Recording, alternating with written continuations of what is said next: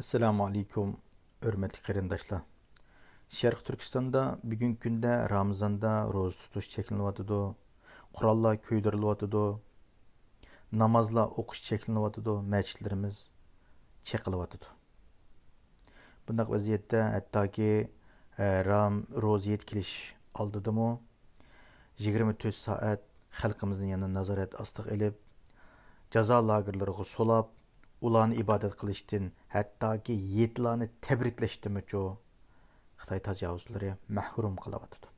Buning uchun biz muajiratdagi qarindoshlar va musulmonlar Sharq Turkiston xalqining ro'ziyatini yiroqdan bo'lsa tabriklab, ularga o'zimizning ovozlar orqali tabriklarimizni yo'llaylik.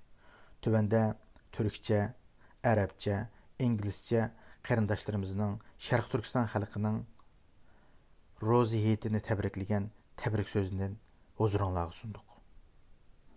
Doğu Türkistanlı kardeşlerimiz, Ramazan bayramınız mübarek olsun. Bunu söylemek Doğu Türkistan'da yasak.